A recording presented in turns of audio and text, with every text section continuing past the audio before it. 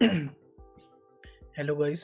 ये हमारे चैनल का पहला पॉडकास्ट है और इस पॉडकास्ट में हम डिस्कस करेंगे एलजीबीटी के बारे में, जहाँ पे एल स्टैंड होता है लेस्बियंस के लिए, जी स्टैंड होता है गे के लिए, बी स्टैंड होता है बाइसेक्सुअल्स के लिए और टी स्टैंड होता है ट्रांसजेंडर्स के लिए।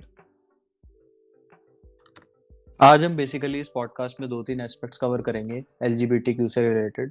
पहला ये कि क्या इन लेटर्स का मीनिंग है, क्या इनका जो है कि इन हर एक आइडेंटिटी से क्या मतलब है उनका। दूसरा हम ये डिस्कस करेंगे कि क्या ये लोग आज के टाइम में सोसाइटीज में प्रॉब्लम फेस कर रहे हैं। तीसरा हम ये चीज़ डिस्कस करेंगे कि जो ये राइट्स एंड जो डिमांड्स अपनी कर रहे हैं, क्या वो सोसाइटी लेवल पे एक्सेप्ट होनी चाहिए या फिर नहीं होनी चाहिए।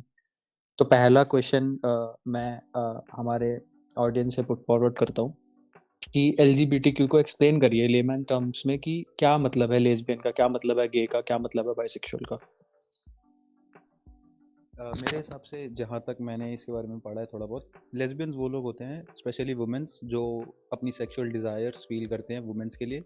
गे is same but in men's, की जो मेन सेक्सुअल अट्रैक्शन फील कर रहे हैं मेंस के लिए। बाइसेक्सुअल इज़ लाइक कि वो लोग मेन और वुमेन दोनों से अट्रैक्टेड है। It goes for both genders, कि जो men are attracted towards men and women both, and the women which is attracted to women and men both. और ट्रांसजेंडर एक काफ़ी बहुत बड़ा स्पेक्ट्रम है, लेकिन जिस एस्पेक्ट के बारे में मेरे को पता है, इसमें हम लोग ये टर्म्स इंक्लूड करते हैं, जैसे छक्के हो गए या हिजड़े हो गए। ये बेसिकली वो लोग हैं जिनके जो सेक्सुअल ऑर्गन्स हैं वो फुली डेवलप नहीं हो पा रहे या फिर due to some genetic morbidities उनके बीच में थोड़ी डिफॉर्मिटीज़ आ गई हैं। सो अगर किसी को और थोड़ा इसके बारे में पता हो, ट्रांसजेंडर्स के बारे में, तो बिल्कुल हाईलाइट करिए उसको। नहीं, अगर इनकी हिस्ट्री देखी जाए कि ये वर्ड्स का ओरिजिनेशन कहाँ से हुआ, तो सेक्सुअल रेवोल्यूशन 1960 से पहले ऐसी कोई न्यूट्रल टर्म नहीं थी कि उन लोगों को डिस्क्राइब कर सके जो लोग हेट्रोसेक्सुअल नहीं है। लेकिन फिर अमेरिका में ये टर्म निकली होमोसेक्सुअल। ये उनके लिए निकली जिन लोगों की सेक्सुअल ओरिएंटेशन हेट्रोसेक्सुअल जैसी नहीं होती। फिर इसको और मॉडिफाई किया गया टर्म को, कई लोगों को ये चीज़ थोड़ी कॉन्ट्रोडिक्टिंग लगी तो होमोफाइल टर्म दी गई। और फिर और चीज़ें आई, जैसे the word gay was replaced by the word homophile in 1970s।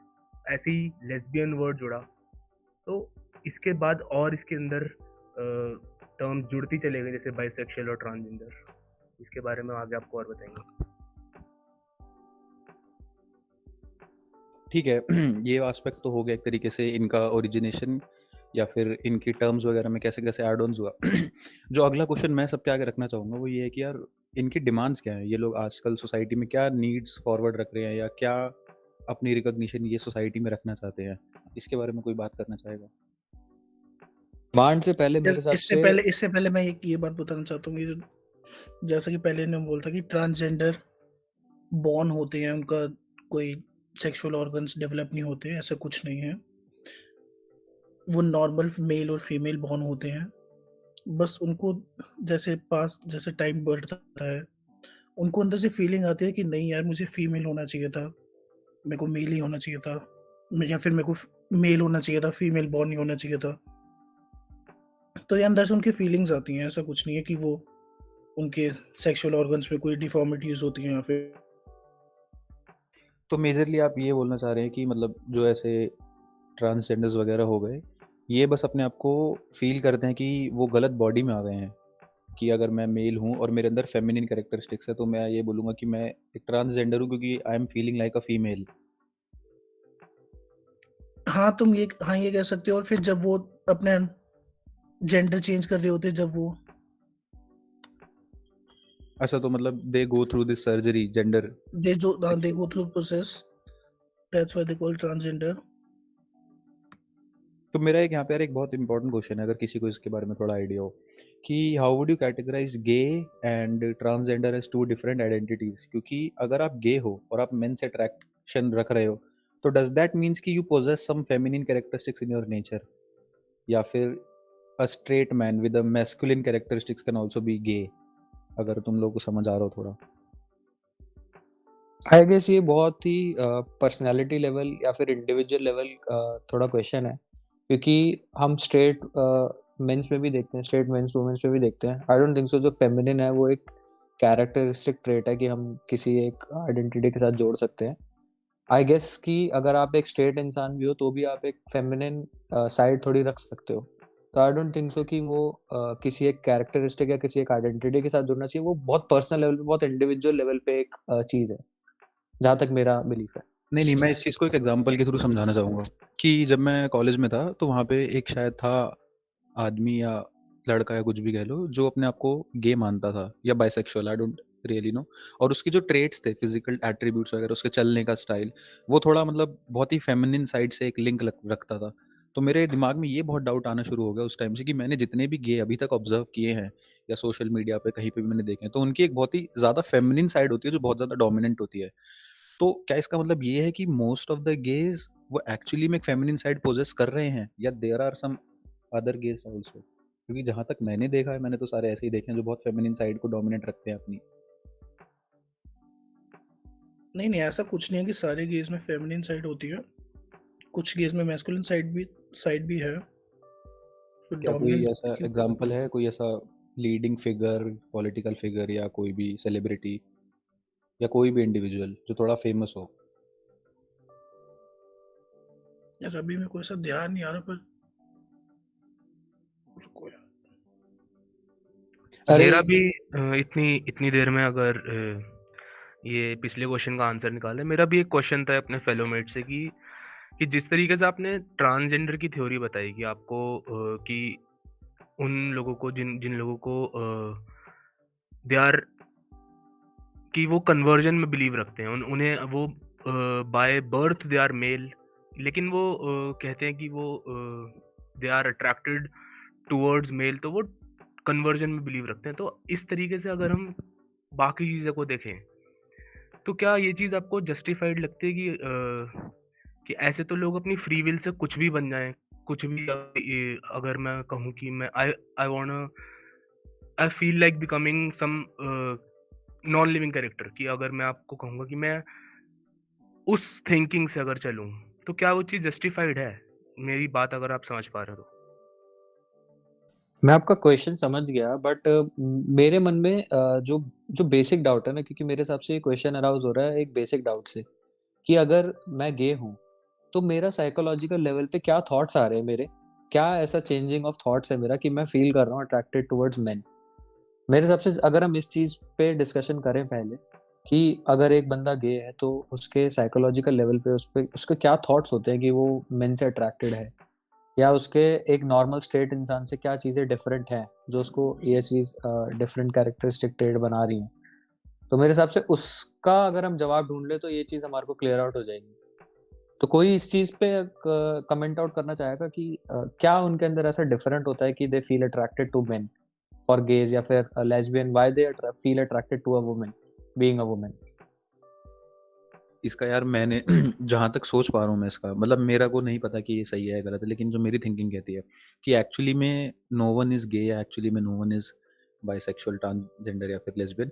Main concept है क्या कि हर बंदा एक स्टेट आइडेंटिटी के साथ आया है। क्योंकि अगर हमने लेस्बियंस में भी देखा हो तो लेस्बियंस के भी टाइप्स होते हैं, some are top self lesbian, some are bottom self lesbians. और उन सब में एक टर्म बहुत फेमस है कि अगर कोई लड़की बहुत ज़्यादा डोमिनेंट है या थोड़ी मैस्कुलिन बन रही है तो हम उसके लिए एक टर्म यूज़ करते हैं टॉम बॉय, कि वो बहुत टॉम बॉयिश है। और वैसे ही अगर एक लड़का बिहेव कर रहा है एक लड़की की तरह तो उसके अंदर एक फेमिनिन कैरेक्टरिस्टिक्स हैं। तो उसको थोड़ा दिमाग से समझना अब कि अगर मैं एक लड़की हूँ और मैं टॉम बॉय की तरह फील कर रहा हूँ, आई feel like I am a rowdy person, मैं एक लड़का हूँ, तो ऑब्वियसली मेरी अट्रैक्शन किसकी तरफ जाएगी? बताओ। नहीं, तुम टॉम बॉय को लेस्बियन नहीं कह सकते। Tomboy is much different thing than a lesbian. अरे नहीं मैं बस एक बेसिक एनालॉजी समझा रहा हूँ कि अगर मैं एक टॉम बॉय हूँ और मैं बहुत ही राउडी हूँ, बहुत ही मेल कैरेक्टर्स को पोजेस कर रहा हूँ, तो मेरी ऑब्वियस सेक्सुअल इंटरेक्शन या ऑब्वियस सेक्सुअल अटेंशन किस जेंडर के प्रति होगी? I guess so female. Obviously for females, क्योंकि men are usually attracted to females. अब इसको सेम वे में एक ऑपोजिट एंगल से इमेजिन करो कि मैं एक लड़का हूँ और मैं बहुत ही फेमिनिन कैरेक्टरिस्टिक्स को पोजेस कर रहा हूँ, तो मेरी ऑब्वियस अटेंशन किसके लिए होगी? For a male. क्योंकि हर जेंडर में एक चीज लैक कर रही है, मतलब हर एक पार्टनर में अगर हम देखें तो एक रिलेशन में ज़्यादातर हमें यही दिखेगा कि एक पार्टनर डोमिनेंट होता है और एक पार्टनर बहुत ही सबमिसिव टाइप होता है, और ये सारा खेल कैरेक्टरिस्टिक्स का ही है सिर्फ। तो this is what I believe, ये पर्सनल लेवल पे उनके दिमाग में चल रहा है कि दे फील कि they are more of a reserved person, या थोड़े दबे हुए हैं वो, दबे हुए इन द सेंस नॉट कि ऐसे दबा हुआ, बट थोड़ा रिजर्व टाइप, थोड़ा, या इफ यू गेट इट। तो फिर इसके ऊपर अगर वो अपनी एक डिफरेंट आइडेंटिटी बना रहे हैं, जैसा अभी हमारे एक दोस्त ने पॉइंट आउट करा कि क्या वो डिफरेंट एक आइडेंटिटी बनाना, क्या वो चीज़ गलत नहीं है? क्योंकि अगर मैं कल को चाहूँ तो फिर तो मैं अपनी कोई नई आइडेंटिटी बना सकता हूँ कि आई feel like this, I am having this kind of thought. तो मैं अपने आप को किसी एक नॉन लिविंग ऑब्जेक्ट से रिलेट कर रहा हूँ, तो मैं उसको एक नाम दे सकता हूँ कि ये मेरी आइडेंटिटी है। तो ये चीज़ क्या गलत नहीं है कि अगर हम जस्ट अपनी फीलिंग्स को लेकर एक नई आइडेंटिटी क्लेम कर रहे हैं कि हम ये हैं? Considering what's going on in their brain, तो वो actually I don't think so, no one can really answer it. But अगर मैं इस बारे में बात करूं कि क्या ये आइडेंटिटी बनाना गलत है, तो मैं तो इसको यार स्ट्रेट अप डिनाई करता हूँ कि हाँ, ये बिल्कुल गलत है। क्योंकि बायोलॉजिकली भगवान ने सिर्फ 2 ही जेंडर्स बनाए हैं, which is male and female, और उसके बाद जो ट्रांसजेंडर्स मेरे हिसाब से हैं, it is due to genetic deformities. इसके अलावा अगर कोई अपने आप को थर्ड या फोर्थ जेंडर की तरह क्लासीफाई कर रहा है, तो I think it is some physical or mental problem. But हाँ, आई नो कि अगर ये बात एक ओपन सेटअप में कही जाए, सोसाइटी में कही जाए, तो बहुत ही ज़्यादा आपको होमोफोब की कैटेगरी में डिक्लेयर कर दिया जाता है। बट या आई थिंक ये बेसिक साइंटिफिक एनोलॉजी है कि इसके ऊपर ही दुनिया चल रही है यार। अगर हम ट्रू मीनिंग ऑफ एग्जिस्टेंस के बारे में बात करें, तो what according to you is the true meaning of existence? इंसान इस धरती पे आया क्यों था? Just to create living organisms. Exactly, that is the true meaning of existence, कि आप अपनी आगे वाली आने वाली पीढ़ी को जन्म दे रहे हो और आप उस रेस को आगे कॉन्टिन्यूसली बढ़ाए जा रहे हो। अब क्या गे, मतलब they can they have babies, और can women and women together have babies? No, they need the opposite gender to them. तो इसके अलावा I don't have anything much to say, you can get it from कि मैं क्या कहना चाह रहा हूँ। चलो, ये तो थोड़ा ऑफ द टॉपिक हम हो गए, बट क्या आज के टाइम पे लोग क्या प्रॉब्लम्स फेस कर रहे हैं? क्या इस चीज को कोई कमेंट आउट करना चाहेगा कि क्या प्रॉब्लम्स ये सोसाइटी में आज के टाइम पे फेस कर रहे हैं हैविंग दीज डिफरेंट आइडेंटिटीज? इससे रिलेटेड मैं क्या बहुत अच्छा एक फनी इंसिडेंट, मतलब थोड़ा फनी है बट काफ़ी ट्रॉमेटिक इंसिडेंट है उन लोगों के लिए, thinking it from their perspective. ये लोगों ने काफ़ी ज़्यादा टर्म्स एसोसिएट कर दिए उनके साथ, अगर तुम्हें पता हो, ये मीठा वगैरह और ये गुड़वे वगैरह। तो डू यू रियली थिंक कि हमें, मतलब व्हाट्स योर टेक, कि क्या हमें उनको ऐसे टर्म्स के साथ सिग्निफाई करना चाहिए, या it is just wrong, completely wrong to say that? अब उन्हें इतना भी नहीं करना चाहिए, मीठा भी नहीं बोलना चाहिए, गुड़वे भी नहीं बोलना चाहिए। ये तो एक ह्यूमन सेंटिमेंट को हर्ट करने वाली बात हो गई। नहीं, but if you are living in an Indian society, तो तुम यार एक चीज़ ऑब्जर्व करोगे कि अगर आपको एक मोटा बंदा दिख रहा है या अगर आपको एक पतला बंदा दिख रहा है, तो ये नॉर्मली, मतलब हमारी सोसाइटी का ही नेचर है कि हम बंदे को ऐसे ही मजाक के लिए छेड़ देते हैं, ओए काले, ओए मोटे, ओए मोटू इधर आ, ओए लंबू इधर आ। तो हमारे, आई थिंक इतना सेंसिटिव होना भी चीज़ों के लिए अच्छा नहीं है कि अगर आपको हल्का सा भी कोई बात बोल दे कि अरे मीठे, तो तुम बहुत ज़्यादा ट्रिगर हो रहे हो। आई थिंक मतलब ठीक है, हर बंदा आई थिंक अपने लेवल पे कहीं ना कहीं किसी ना किसी को हर्ट करता ही है। तो if you are not completely right, then you can not expect others to be right to you as well. That is what I believe. तो लोगों को इतना सेंसिटिव भी नहीं होना चाहिए इन वर्ड्स के लिए, क्योंकि दे आर जस्ट वर्ड्स। नहीं, बट अगर तुम किसी बंदे को बोल रहे हो काले, तो वो काला है तो तुम उसे बोल रहे हो।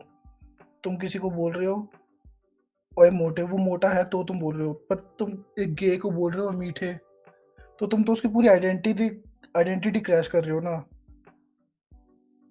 हाउ? या वो फील करते हो, तुम उसकी फीलिंग्स क्रश कर रहे हो। अरे बट यार, कौन काला अपने आप को काला सुनना पसंद करता है? कौन मोटा अपने आप के बारे में मोटा सुनना पसंद करेगा? इट इज जस्ट कि आप उस बंदे को भी तो मेंटल ट्रॉमा दे ही रहे हो ना। बेसिकली पॉइंट ये है कि बॉडी शेमिंग एंड जो हम ऐसे काला किसी को बोलते हैं, बॉडी शेम करते हैं, ये कहीं पे भी मतलब कुछ जगहों पे इट इज ठीक है, मतलब चलता है कि अगर आप 4 दोस्त बैठे हो तो आप आपस में एक दूसरे की लेग पुलिंग कर सकते हो। बट अगर आप किसी रैंडम बंदे को काला या मोटा बोलोगे तो आप मतलब फिर किसी से लड़ाई लेने वाली बात कर रहे हो। तो अगर आप अपने दोस्तों में बोल रहे हो एंड इफ सामने वाला पर्सन इज अलाउइंग इट कि हाँ ठीक है तू मेरे को बोल रहा है, तू मजाक में बोल रहा है, तो इट इज ठीक है, चिल, कोई बात नहीं। But these words are really मतलब सोसाइटी में यूज नहीं करने चाहिए, क्योंकि इनका नेगेटिव इम्पैक्ट तो रहता ही है, क्योंकि कोई तुम्हारे वर्ड सुन के कैसा फील कर रहा है यू नेवर नो। हो सकता है कि he is not having a good day, और अगर तुम उसको मोटा बोल रहे हो तो he might feel bad about it. तो इसलिए कि हमारे को मतलब किसी भी आइडेंटिटी को, किसी भी इंसान को किसी एक वर्ड से जोड़ के उसे डिग्रेड नहीं करना चाहिए, जहाँ तक मेरा मानना है। क्योंकि वो थोड़ा उसके साइकोलॉजिकल लेवल पे भी उसको हर्ट कर सकते हैं, उसके सेंटिमेंट्स भी हर्ट कर सकते हैं, उसके इमोशंस को भी ठेस पहुंचा सकते हैं।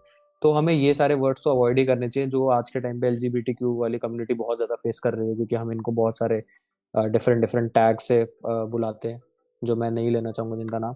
हम बहुत सारे डिफरेंट टैग्स इनके साथ जोड़ते हैं।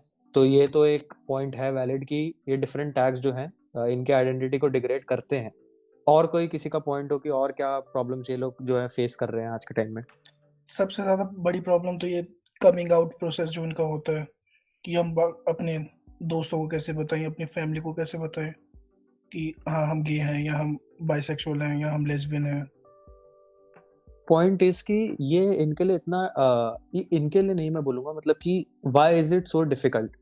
क्योंकि अगर वो ऐसा फील कर रहे हैं बचपन से, एंड अगर उनके साइकोलॉजिकल लेवल पे उनकी मेंटालिटी ऐसी ही चल रही है, आई अंडरस्टैंड कि इंडियंस जो होते हैं वो थोड़े डिफरेंटली स्क्रूड होते हैं, कि थोड़े मतलब बुली कि करने मतलब वाले होते हैं ना, वही तो टैबू बात। Taboo taboo is the term I think. थोड़ा थोड़ा टैबू चलता है कि नहीं लड़का है तो लड़की से शादी होगी। बट वही स्टिल वही क्या, बट स्टिल मतलब कि क्या वो ऑपरेशन फील करते हैं? क्या ऐसा उनको लगता है कि हमें अगर बताएंगे तो हमें अच्छा नहीं होगा, या फिर क्या होगा? मतलब क्या, थोड़ा थोड़ा इस पे बताइए, क्या टैबू क्या है ये? It is directly associated to family's honour, क्योंकि यही कंसिडर किया जाता है कि अगर एक मेल है तो he suppose to marry a female, और अगर एक लड़की है तो she suppose to marry a male member. अब ऐसे में कोई फैमिली में ऐसा बंदा आ जाए जो ऐसे विचार रखता हो या ऐसी उसकी थिंकिंग या ओरिएंटेशन हो, तो एक फैमिली ऑनर पे बहुत पेरेंट्स को फील होता है कि हाँ हमने तो अपने बेटे के लिए सब सही किया, या हमने तो अपनी बेटी के लिए सब सही किया, और ये ही क्यों, इसी के साथ ऐसा ही क्यों हो रहा है। तो मतलब अभी भी कहीं न कहीं इंडियन सोसाइटी में बहुत बड़ा टैबू है इस चीज़ को लेके। This is what I think. Hmm, इसीलिए कमिंग आउट प्रोसेस थोड़ा डिफिकल्ट और हो जाता है इनके लिए। अच्छा, अगर हम बात करें कि अगर ये इनिशियल जो प्रॉब्लम ने बताई कि इनका कमिंग आउट प्रोसेस, और मतलब और ये जो टैबू टर्म्स और इनको अलग अलग नाम से बुलाया जाता है, मेरे हिसाब से ये इनिशियल प्रॉब्लम्स है। लेकिन अगर हम इसको बड़े स्केल पर देखें कि इनसे अगर एक बंदा अपने आप को एक्सेप्ट कर चुका है, सोसाइटी में भी एक्सेप्ट कर चुका है, और ये चीज़ वो अपनी फैमिली में भी बता चुका है, और उसको इस चीज़ से वो प्राउड है इस चीज़ को लेकर के। लेकिन अब जो इसको डिफ़िकल्टीज़ फेस करने को मिलती हैं, जैसे फाइनेंशियल लेवल पर देखा जाए कि सपोर्ट नहीं मिलता एजुकेशन का, और कह लो कि अपॉर्चुनिटी नहीं मिलती आपको जॉब सेक्टर्स में, तो क्या क्या वो चीज़ जस्टिफाइड है? इसके ऊपर आपका क्या कहना है? आई डोंट थिंक सो कि इनको अपॉर्चुनिटीज की कोई वो रहती है, डिफिकल्टीज रहती है। ट्रांसजेंडर्स को रहती होगी, क्योंकि ट्रांसजेंडर एक डिफरेंट ही सेक्शन माना जाता है इंडिया का।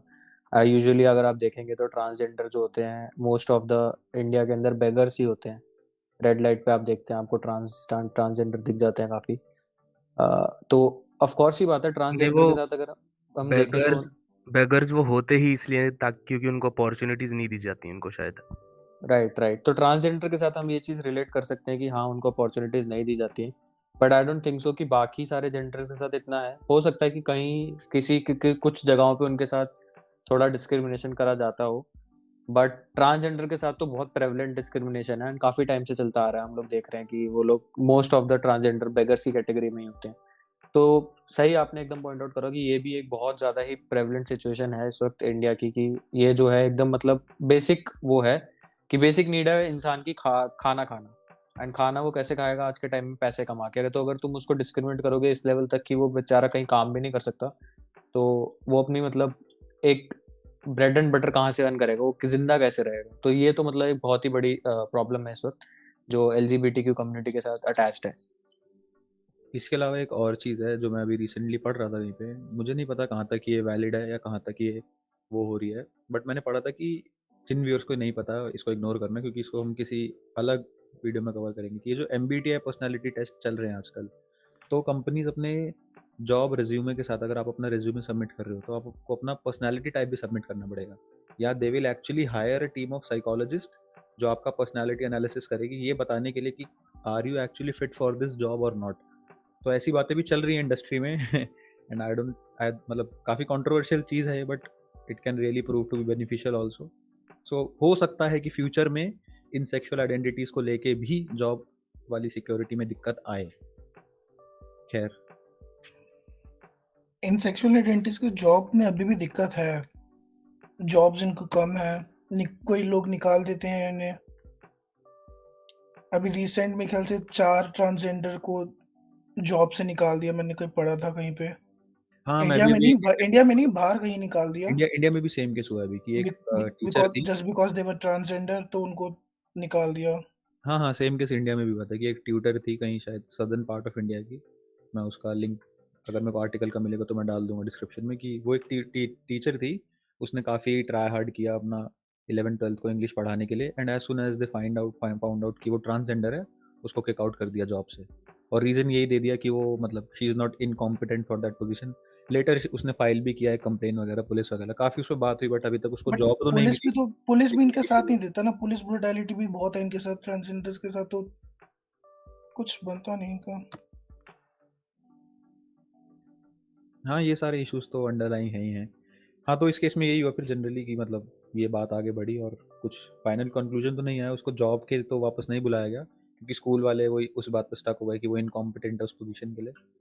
बस यही, और तो कुछ भी नहीं हुआ फिर उसके आगे, फिर वो केस ऐसे धीरे-धीरे सब डेड हो जाते हैं। चलो, अब हमने काफ़ी इनकी प्रॉब्लम्स जो है डिस्कस कर ली। अब थोड़ा हमें हमें इस पे भी लाइट डालनी चाहिए कि क्या इनकी आज के टाइम में डिमांड्स हैं, ये लोग क्या डिमांड कर रहे हैं as a living part of society government से, एंड गवर्नमेंट का क्या रिस्पॉन्स है उन डिमांड्स को लेकर, या फिर सोसाइटी का क्या रिस्पॉन्स है उन डिमांड्स को लेकर। कोई इस चीज़ पे कमेंट आउट करना चाहे तो। I think the biggest demand right now they are claiming is about their sexual life, about their relational life, कि क्या उनको रिलेशनशिप में रहने के लिए इंडियन लॉज परमिट कर रहे हैं, या वो मैरिजेस को सपोर्ट कर रहे हैं। मेरे हिसाब से ये उनका फ़िलहाल का सबसे एक बड़ी डिमांड है, और मेरे हिसाब से इंडिया इंडियन गवर्नमेंट वर्क कर भी रही है इसको लेकर के। शायद पीछे लॉ निकला है अभी लेस्बियंस के लिए शायद, अगर if I am wrong correct मी। नहीं, जो लॉ था वो 377 मतलब वो काफ़ी पहले इम्प्लीमेंट हो गया था कि लेजिटिमेसी इंडिया ने इनको प्रोवाइड कर दी है अपने रिलेशन रखने के लिए। बट ये जो अभी सबसे कंट्रोवर्शियल बात चल रही है इनके लिए, वो ये चल रही है कि इनको मैरिज की लेजिटिमेसी अभी तक नहीं दी गई है कि are same sex marriage allowed in India. इसके ऊपर बहुत बात हो रही है, लेकिन इसके ऊपर हमारी जुडिशरी का टेक ये है कि वो लोग ये बोल रहे हैं कि this is not a part of a very big community, या ये लोग एक कम्युनिटी फॉर्म नहीं कर रहे, ये लोग एक फैमिली सिस्टम एस्टैब्लिश नहीं कर पा रहे, तो वो लोग उनको अभी तक लेजिटिमेसी प्रोवाइड नहीं कर रहे हैं। बाकी वही है, काफ़ी ये लोग ये भी बोल रहे हैं कि फॉरेन कंट्रीज में प्रोवाइडेड है, वो लोग सेम सेक्स मैरिज को प्रमोट करते हैं, बट स्टिल इंडियन जुडिशरी का take is a no no situation for them. लेकिन but still 377 is a big victory for them.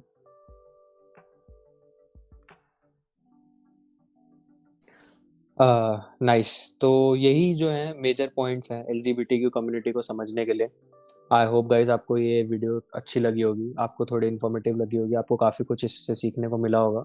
बाकी कुछ भी अगर आपके व्यूज़ हैं, आपके कुछ भी व्यू पॉइंट्स हैं, तो आप नीचे कमेंट सेक्शन में डाल सकते हैं। अगर हमारे पास टाइम होगा तो हम उसका रिप्लाई बैक करेंगे।